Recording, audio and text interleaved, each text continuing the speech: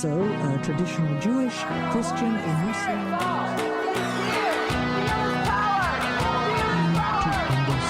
Atheist and agnostic. I don't even know how to start a podcast episode. Say something funny. Ow. Aren't you glad we don't have to memorize all of this content and then record for memory? Yeah, you know who did? All of Muhammad's companions. On this episode of the Holy Watermelon Podcast.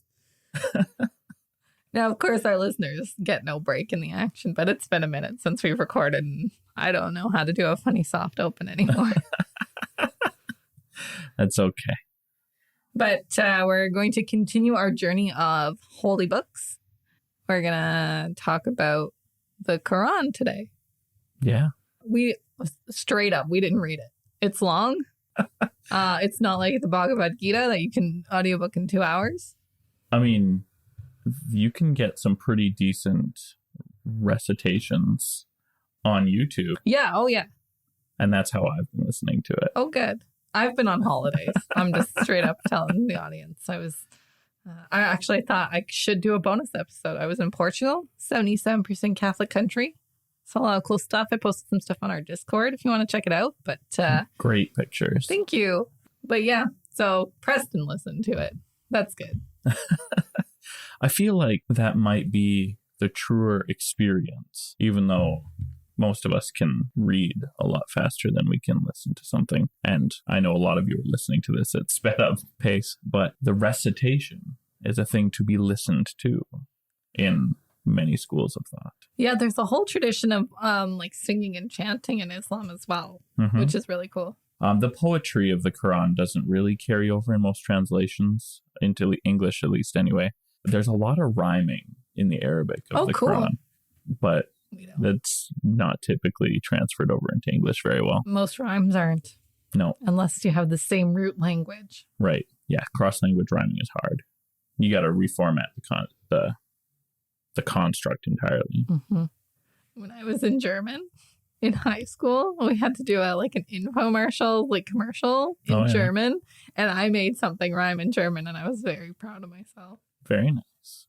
Anyway. I remember in junior high, I wrote a poem in French, and it had a pretty good rhyme. And I decided a little while later, I bet you I could translate this into a decent poem in English, and had it rhyme, but I did have to change some of the content. And that's the risk you have to take when you translate poetry. Yeah. I mean, I'm sure it's somewhere, but as we've talked about before, the Quran isn't the Quran unless it's in Arabic. Right. So everything else is a translation of the Quran.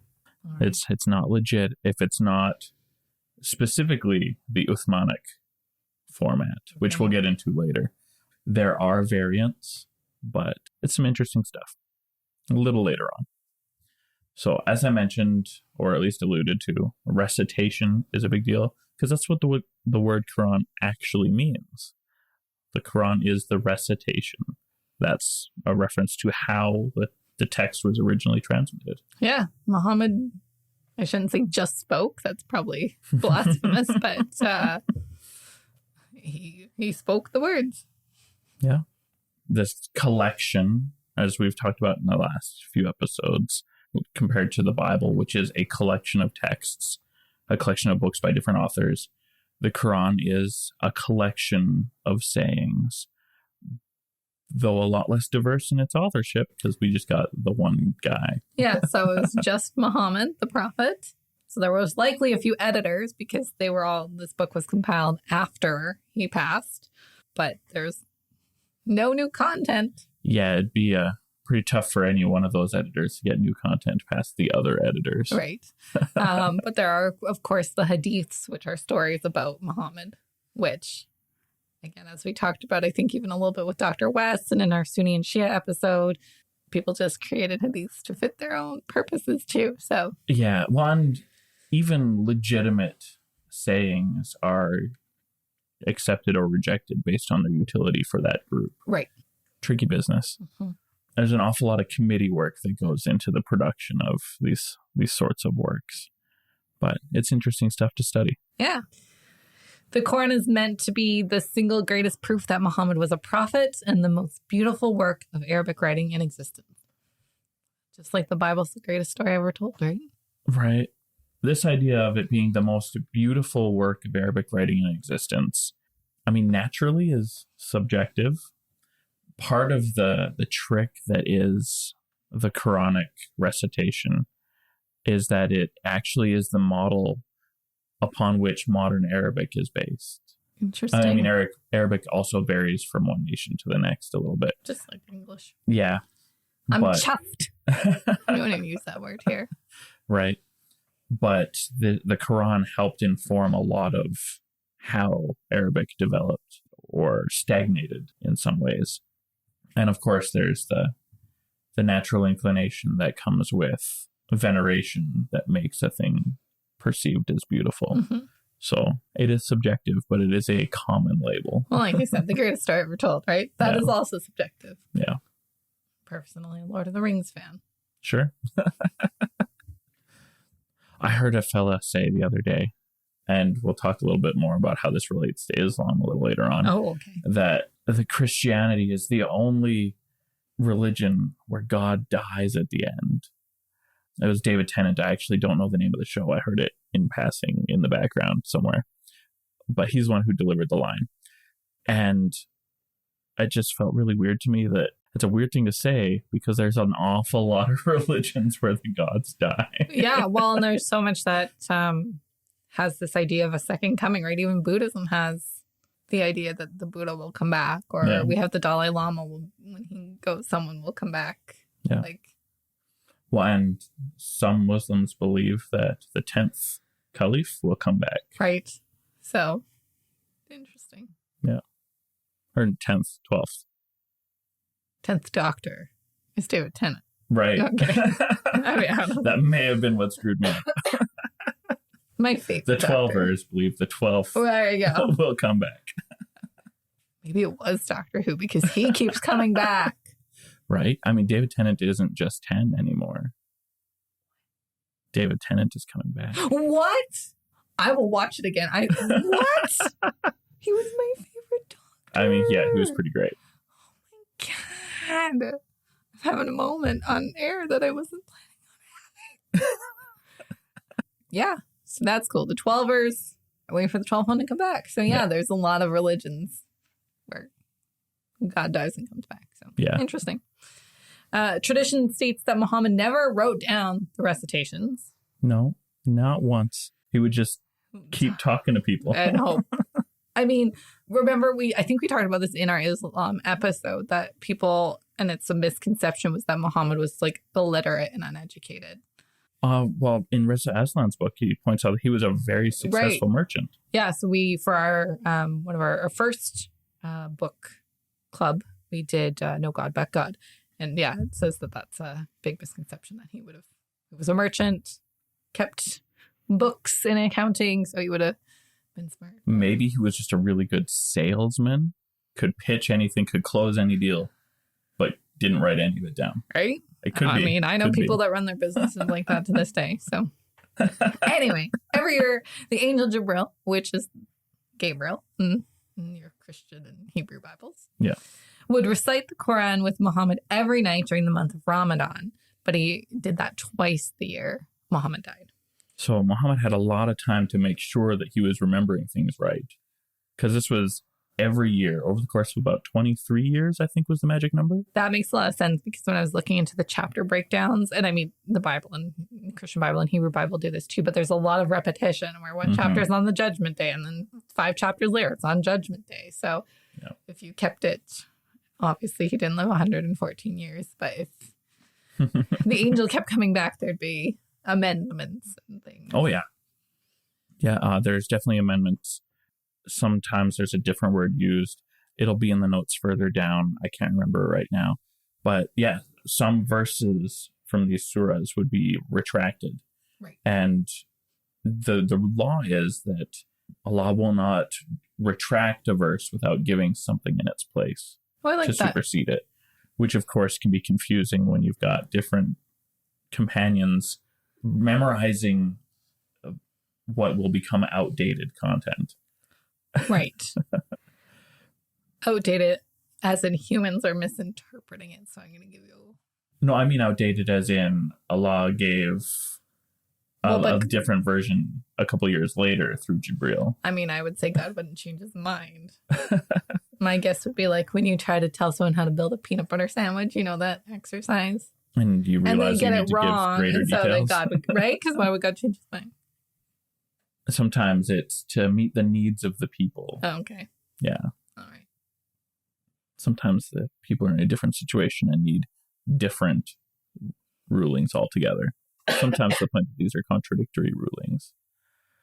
Go east. Keep going east. No. Now you need to go west. Too far. You got too far east. That kind of thing. All right. Not exclusively in that sort of category, but that sort of idea feels a good illustration. Okay. A good illustration. The final recitation from Gabriel is allegedly the one Uthman standardized decades later. Super hard to prove. Yep. We are talking about a product defined by a committee, and it's entirely possible they did not land on the final version of all these recitations. Yep. So legend has it that a bunch of the companions, and we don't know who, met with Muhammad after the last meeting with Gabriel to confirm the correct recitation. But that doesn't mean the rescinded ones didn't persist. Yeah. It's tricky business. Because not all the companions are going to get the memo right away. So that's where the Quran comes from. But what is the Quran? It includes a lot of talk about how to live the good life and what that means. And that's really the focus of it, mostly. A lot of ideas are taken straight out of Jewish and Christian philosophical discourse. It's kind of funny. Every now and then you'll hear accusations that, oh yeah, this is pulled straight out of the Bible. But I don't think there was an Arabic translation of any of the biblical texts at the time. Yeah, I don't know if it was pulled straight out of, but there's definitely chapters on the nativity and on the crucifixion. Yeah. Lots of stories about Moses and Abraham, obviously.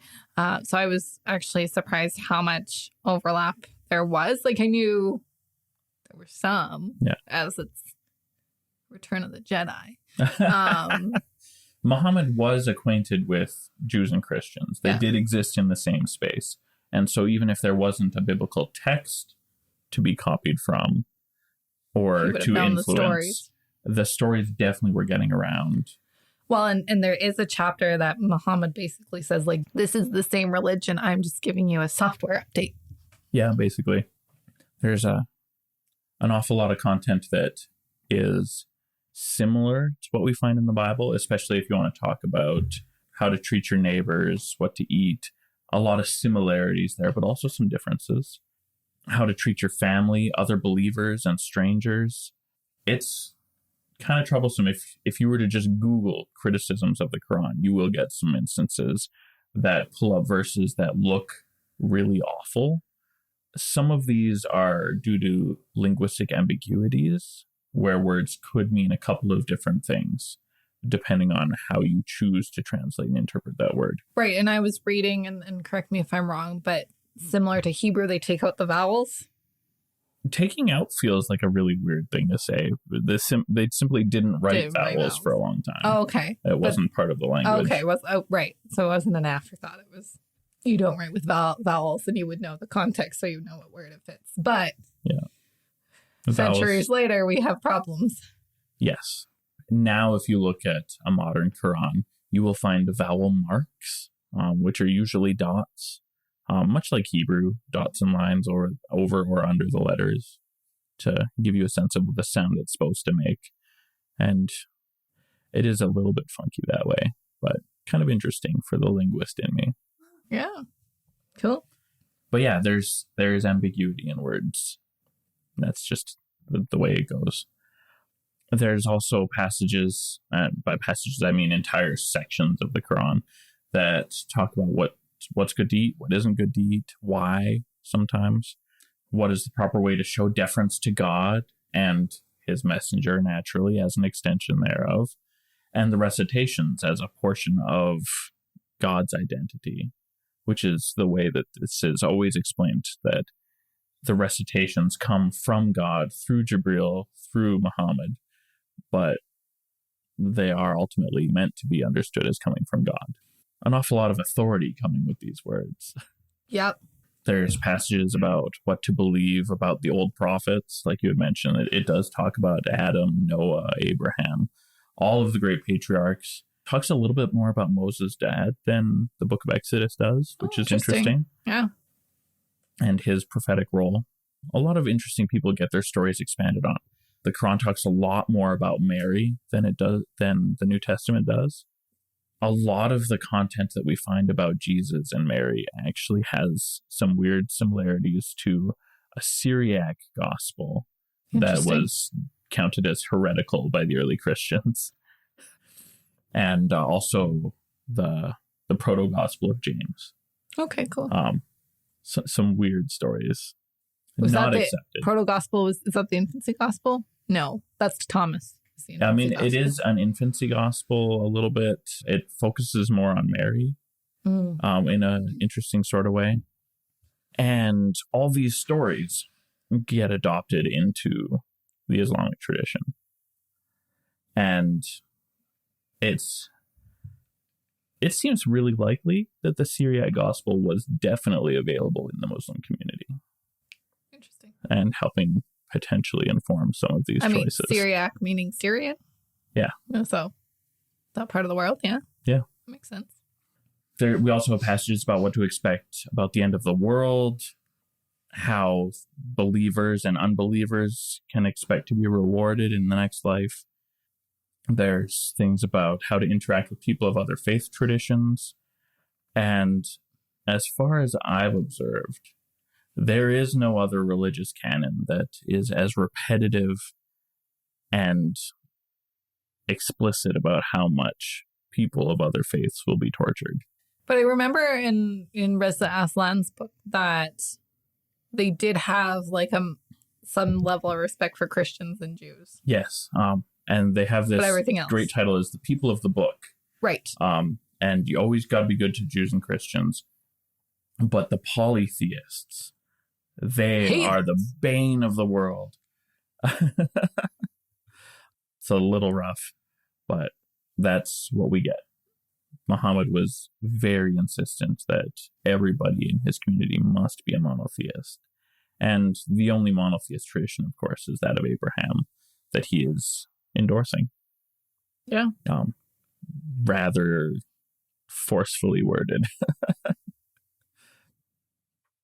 Yeah, there's a lot of content that we see in the Quran talking about biblical characters that is actually incompatible with the tales that we already have in the Bible.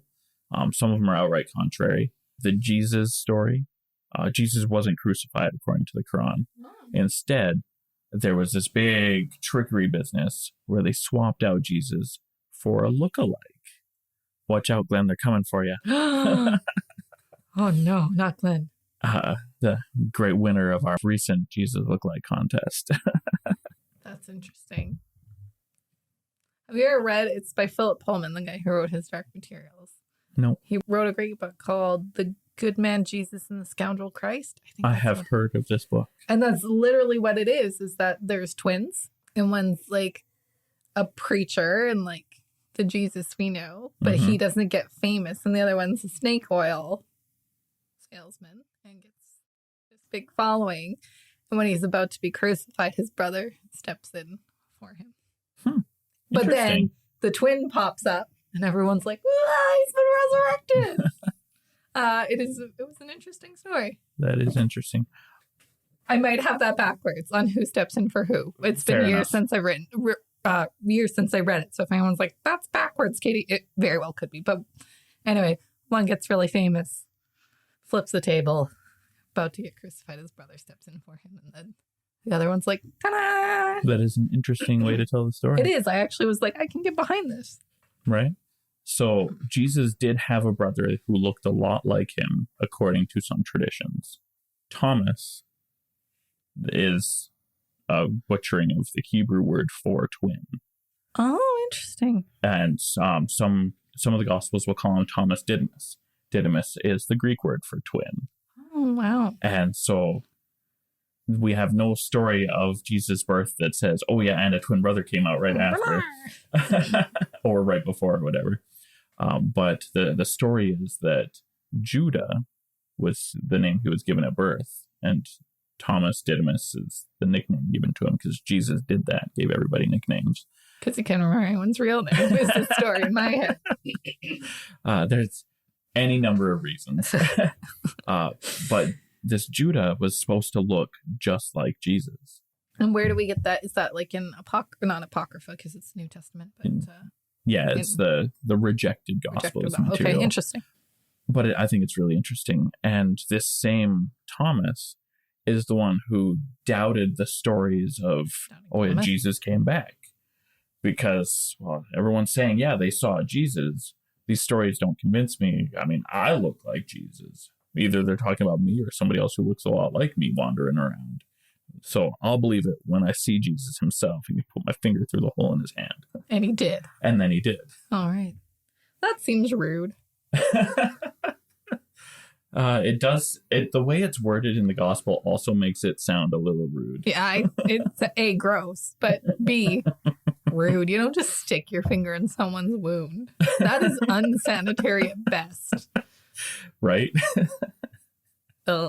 Unless you've properly washed your hands and are a surgeon. Yeah. Even still, I don't think a surgeon would be like, doop, doop, doop, doop. So gross. But anyway, Muslims reject the story that Jesus was crucified. Naturally, this continues into the idea that he sacrificed himself for the sins of the world. He is the savior of the Jews, but not of the world. And even that is separate from his death. Right. Interesting. Yeah.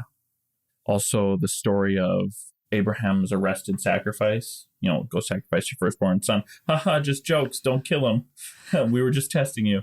It's not Isaac that goes up the mountain with him in the Muslim tradition, but instead Ishmael, who is in fact the older son. Oh, okay. Both traditions agree on that detail. But it's a really good way to make the Abraham story more relatable to the Arabic audience at the time that it was recited, because the Arabs are descendants of Ishmael, not Isaac. Okay. Yeah. I didn't know that. So it's interesting stuff. Yeah. Some people say the Quran is cyclical because it has no beginning or ending. Now, of course, this doesn't make sense when you have a book with a front and a back, but it does. It is a thing that you can just keep looping. It's not a hard stop. Right, because the recitation must continue. That's kind of interesting. Yeah, a little bit. The thing that makes it feel weird to say is that the reason there's no chronological continuity in the book is because of deliberate action to put all of the surahs in order from longest to shortest, with the exception of the introduction. Right. So that's the intro's the shortest. Yeah. Yeah. The choice to artificially destroy the continuity is what makes that cyclical thing a reality. Were they inspired by the epistles? Because that's the same thing. It is this exact same activity. It may have been. I doubt it, but I have to admit it's possible. I mean, I just don't know why two major books would be organized that way, because it's kind of a dumb way to organize things. It is not my preferred way to organize things. Imagine reading Harry Potter in order from longest chapter to shortest chapter. Cut up all 7 books. Yeah, oh, absolutely, yeah. And arrange them from longest chapter. Your brain would melt. I kind of want to. Oh, that'd be just awful. Now my brain's going. Side project. I like the idea. The poetic nature of the book allows itself to be cyclical, but it is entirely artificial. So, Preston, who wrote this down? That's a fantastic question. It looks like a lot of the companions probably wrote some of these sayings down. According to Sunni Muslim tradition, it was Abu Bakr, the first caliph, who was actually only boss for like 2 years after Muhammad died. Abu Bakr compiled the Quran, either getting all the best stories from the companions or just recording the single divinely approved collection from his own memory, or somewhere in between. I'm going to go with that one. It seems very likely. We're, of course, relying on the trickiness of history. We've got a lot of centuries in between then and now. But there was, a good strong force of committee to make sure that this work was done in a way that was at least authoritative, with Abu Bakr as the chief of that. A bunch of other companions, like I said, probably wrote things down. There was definitely some mismatches, and we'll get into what that looks like in the kind of why that's an important thing to remember later on. But after about 20 years, a fellow named Uthman, who was the third caliph, canonized the standard version of the Quran that is used by Muslims worldwide today. He brought a committee together, as Preston mentioned, to produce the best version that could be read in as many ways as possible. So this is the no vowel thing. Yeah, because there's no vowels, there's a lot of different ways these words can be read. And a really important part of this process was making sure that all of the different variants that people were remembering, either correctly or incorrectly, could be accommodated by one text, making the most diverse text possible with a string of consonants. And they didn't think that would cause problems. No. Okay. Well, it's tricky. Yeah. There are weaknesses in this program, but it's not as open to ridiculousness as one could expect. I guess, if you look at any given word, how many times can you change a vowel for it to make sense? Well, yeah, longer words, you're going to have a less ambiguity. Cat, shorter words. cut. Yeah. Short words have loads of ambiguity. Yeah. The interesting thing about the Semitic language group is they really like 3-letter words. Who doesn't? That's great for Scrabble, crosswords. Sure. 3-letter words are great. One, if it's consonant, vowel mark, consonant, vowel mark, consonant, with the option for a vowel mark, again, either the beginning or both, you've got really quite a variety of words you can use, because we're not usually building really long words. This has caused troubles. Yes, it would. When Uthman completed the text, he distributed it everywhere, and then he commanded that all other versions of the Quran be destroyed. They really liked fire. Why not? Who doesn't? It's a great way to permanently destroy a book. A lot of manuscripts we've since found were just erased and then written over, which is really quite interesting and novel that this is something that we've been able to find, that we can actually go back and look at some of these older versions of the Quran. And see what changed. And see what has changed. It's really fascinating. Yes, we do have manuscripts that show, with fancy technology we have today, an old script with a new script written much easier to read on top. And we can compare those and see the different text forms. Super cool. Not that there's a lot of those around, but there are some. There are some very specific rules about what counts as the canonical Quran. Now, of course, there's lots of different ways that a text can be read because of the lack of vowels. There is, depending on which group you're with, different vowels used with the text. A lot of the time, though, you'll see it without vowels. But it's a lot easier to read with vowel marks, so most people will prefer that. Yeah. There is one specific reading, one set of vowels that's used most commonly around the world. Imperialism has that sort of effect, but there are variants that are deemed acceptable, even if they're not authoritative for the greater community. Right. But those vowel marks, that's the really important things that can be moved around. So these are the rules. The text must conform to the consonantal framework of the Uthmanic codex. What does that mean? It's got to have the same written consonants all the way through. There's exceptions, but generally, this is the number one rule. Okay. And the number 2 rule is the text must be consistent with standard or at least acceptable Arabic grammar. So when you're reading it, it needs to make sense. It needs to make sense. Okay, good. Solid logical rule. And the last is the text must come from an approved chain of transmission.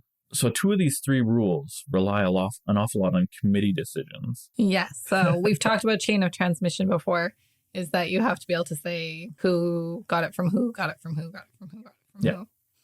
And the authoritative forms of the Quran have very short chains of transmission. So-and-so Uthman got it from Mohammad. Done. Basically. Not quite that short. Usually it's a 3-person chain. But no, Katie got it from Preston. Yeah.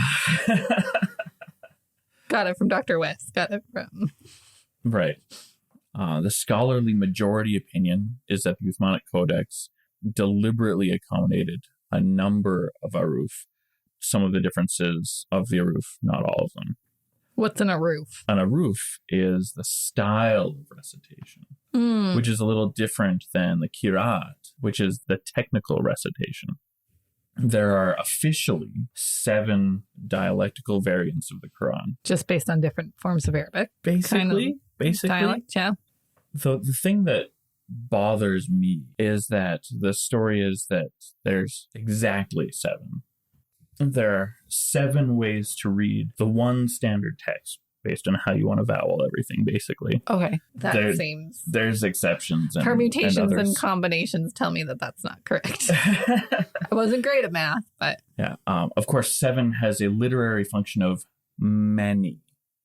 And exactly 7 people take this literally. Right. There are 7 main canonical readings, but there are more.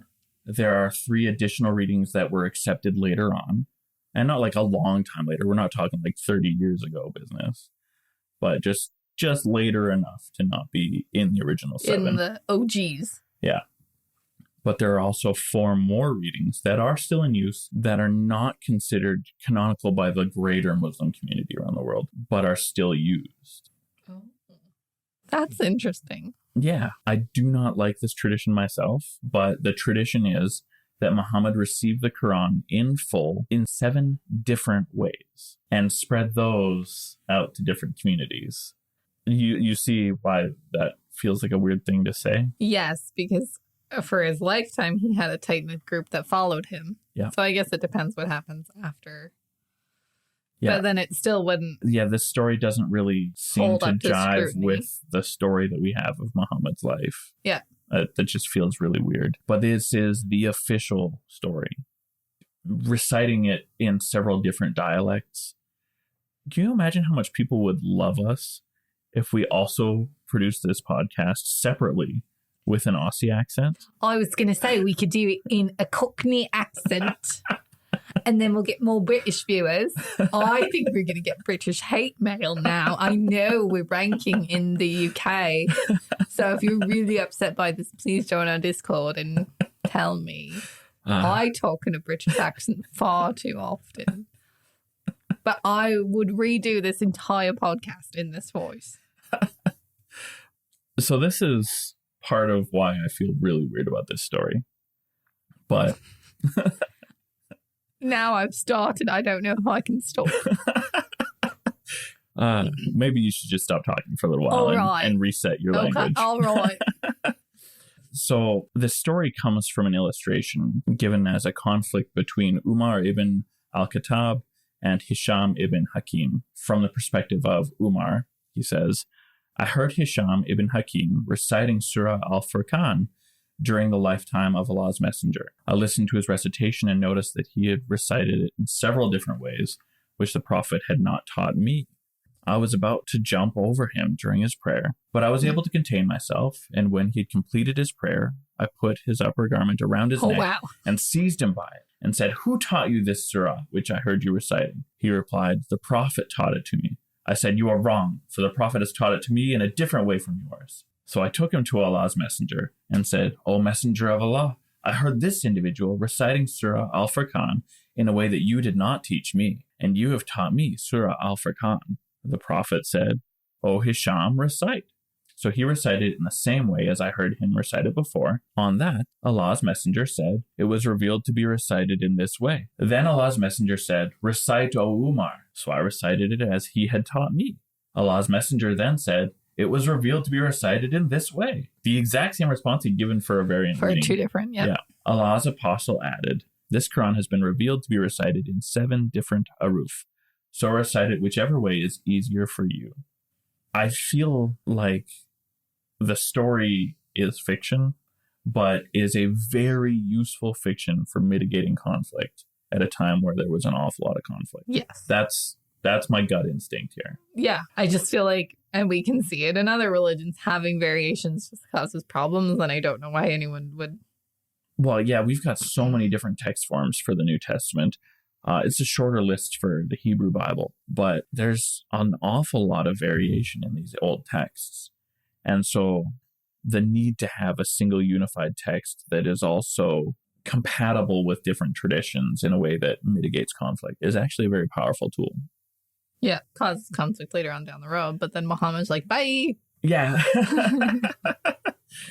Yeah, the conflict just is exactly laid out in this story. Now, there are more than just dialectical accents. Funny business. I'm going to let the words guy handle this. There are variants in many different forms. You've got changes in singularity, duality, plurality, changes masculinity, femininity. The verb morphology is tricky business. If you know what that means, awesome. It's verb tense, like past, present, future, perfect, imperfect. The forms of the words, the grammatical person attached to these verbs. There's an awful lot of this throughout the book. Word order sometimes gets moved around. And this is where we deviate a little bit from the strict conformity of the Uthmanic Codex, is that sometimes your tradition can move the words around a little bit. Usually it's just a simple swap. Yeah. Like moving towards the right side by side around each other. Sometimes you can get bigger changes than that. Sometimes there's whole omissions, substitutions, or additions of words, which deviates a little bit more from the Uthmanic more problematic skeleton. Yeah. And weirdly enough, there are cases where you have transposition of consonants within words. So in English, an example of this would be switching dog into God, which this specific example is quite problematic unless for you're Muslims. A dog person. Well, because dogs are haram. But if you're Katie, accurate. Right. So there's an awful lot of variance that can happen in this text that is very often vehemently argued that there are no variants. You got into trouble online. Yeah, I mentioned just one specific variant text a few months ago on our social media. I'd say this is almost a year ago on our social media. But I think you're probably right. Yeah, I think it probably was pretty close to a year ago. But we mentioned, a variant of the Quranic text. And a guy, not a close friend, but a friend, said, this is not okay. It's not based in truth. Like this. No, I've given you the name of a specific example. You can't tell me it doesn't exist. But most Muslims have been taught there are no versions of the Quran, no variants. You've got the book and different ways to read it. But that's simply not factual. There are no authoritative variants. That's a fair thing to say, because there are texts that do not adhere to the Uthmanic text form that are rejected. But to say that there are no variants at all is simply untrue. And this sort of misunderstanding could lead people to lose their faith. And in the specific example that I have cited in my own life, has definitely brought trouble to a friendship. Sad. Yeah. Oh, well. We're here to bring the truth. In Kufa, Iraq, as soon as Uthman presented his Quran, there were people who rejected his authority and Uthman's authorized version of the Quran. Instead of accepting his book, they preferred a text produced by a Quranic expert named Abdallah bin Masud. And this version was used in public readings and prayers and was endorsed publicly as the official Quran of the area. Huh. Yeah, I think it's kind of interesting. Yeah, whoever's more popular. I get it. Yeah, that's exactly how it works. You can't just show up and change someone's belief system. Right? I mean, people have tried so much. That's what imperialism's all about. Mormons. Knocking on doors one at a time. Ibn Masud's Quran didn't include the first surah, that the old opener, but it also doesn't have the last couple of surahs, the last two that are incantations for protection from evil. I thought that was kind of interesting. So his version was shorter. 111 chapters. Right. And also it had many material differences from the Uthmanic Codex, slightly different stories or different statements about the various things that are in the world. And there's really a pretty good chance that there were a lot of other holdouts. A lot of people saying, you know what, we don't really want Uthman. But imperialism, history is written by the victors. He got his way. Yeah. So for a while, Western scholars suspected that the Quran wasn't written down by Muhammad's companions, but by later devotees more than 150 years later. Bible vibes. There was just this general idea among scholars that, well, I mean, the Bible's so far removed from the time of the actual events. Obviously, the Quran must too. We found an awful lot of evidence to say that this weird Western idea is false, at least in this specific scenario with the Quran. Several Kufic manuscripts, previously thought to be the oldest, did date to around 800 CE. So it gives that 150 years idea some solid ground to stand on. Yeah. But recent work has shown that there were certainly many manuscripts at the time of the last companion, which I think is pretty cool. Yeah. Leaving no evidence for this newer history and giving evidence to the old tradition. So I think that's really cool. The oldest available written Quran might be the Codex Parisino-Petropolitanus. It's a long name. It's hard to say without breaking it up. Yeah. And the Codex Parisino-Petropolitanus. There you go. Yeah, it's pretty Latin. But basically, the Paris Codex. That's what I got from the first word, was Paris. It's a lot easier to say, even though it's not technically correct. So in 2015, a folio of the parchment in Birmingham was dated to between 568 and 645 CE. You'll notice that first date, the opening of this window. Muhammad's still alive. Well, actually, the opening of this window, Muhammad hasn't even been born yet. Oh, okay. Yeah, I was pretty sure it was all in the 600s. But it's pretty interesting. It could make it one of the earliest copies ever produced after Muhammad's death. Assuming, of course, that we didn't produce anything until after he died, which is the tradition. Yes. It's ambiguous whether it would be before or after Uthman's authoritative version. The date's kind of tricky, but it does actually have some interesting variants from the form. The final Yeah. form. So it isn't Uthmanic, but we don't know where it falls. Can't say for sure if it's older or newer than his authorized version. Interesting. The manuscript contains decorative features previously expected to be later additions to the textual tradition. Marien van Putten from Leiden University in the Netherlands claims that because of the way some of the words are spelled, this manuscript is obviously written after Uthman's authoritative work, even though, or in spite of, these textual variants, which I thought was really interesting. Alba Fideli wrote early Quranic manuscripts. He's from the University of Birmingham. Thank you. And he said, the manuscript bears some phonetic, orthographic, morphologic, and syntactic variants, but also a few lexical variants, among which there are variants related to the voice and recipient of the message, and some variants due to the mechanical errors during the copying activity.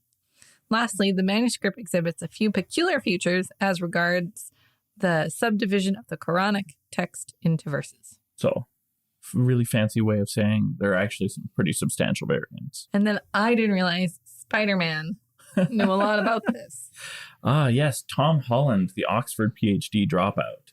He is a historian. Not Spider-Man. Not Spider-Man. Different person. Yeah. Interesting fella, decided partway through working to get his PhD that it just wasn't worth it because he can still do all the work and get all the fame without needing to pay for that PhD. And I mean, he's doing some good work. I mean, as a millennial. Yeah. I mean, here we are, no PhD, but we're doing some of the work. A lot of the work. So he's one of a few scholars who are using this very, very old manuscript as evidence that the Quran might predate Muhammad. Interesting. Yeah. Tom Holland says that the manuscript's carbon dating destabilizes the idea that we can know anything with certainty about how the Quran emerged, and that in turn has implications for the historicity of Muhammad and his followers. Now, is carbon dating getting better? Like in 20 years, could they get more accurate with it? Maybe. I don't know anything about carbon science. dating some interesting science for sure, but we do have some pretty solid dates here. Tom Holland is one of those scholars who, like a lot of people, try and say, well, the historical Jesus is entirely not real. Tom Holland seems to say the same sort of thing about Muhammad, which is a little problematic because we've got some pretty strong evidence that Muhammad was real. Yeah, I mean, again, there's the historical person and the spiritual person. Honestly, I imagine Muhammad probably did recite something, whether it was divinely inspired, though, or he found some papers that he thought were really interesting. Right. We don't know. Another fella, Keith Small from the University of Oxford, who did get his PhD, admits that this gives more ground to what have been peripheral views of the Quran's genesis, that Muhammad and his early followers used a text that was already in existence, shaped it to fit their own political and theological agenda, rather than Muhammad receiving a revelation from heaven. These are big, accredited voices. Yeah. I think there is a less world-shaking view to take on this very ancient manuscript. And it's that the skin was stored unused for a while before it was inked to record the Quran. Because carbon dating relies entirely on when the animal died. That's what's being dated. Right. You'd have to carbon date whatever the ink. I don't know if that's even possible. It seems to be tricky because people aren't doing that. Well, I don't know much about that process. There's probably not enough ink to carbon date. That's probably fair. But yeah, it's about when the animal died. And I think there's a decent chance that the skin was just stored for a while before anybody wrote on it. That feels like a long while, though. It doesn't need to be a long while. I mean, okay, but if we've got a big window. We do, right? So if it happened in 568 and Muhammad wasn't born until the 600s, that is a very long time. Yeah, that would be a long time to store a skin without writing on it. So we'd have to get a more accurate date. But if it died in 645, that's a much more convenient time to maybe not even store the skin for very long before writing on it. Right. And of course, the middle of the window puts us honestly pretty close to when Muhammad was born. So that does feel a little bit weird, storing a skin for 40 years or whatever. But I don't think it'd last that long for writing purposes.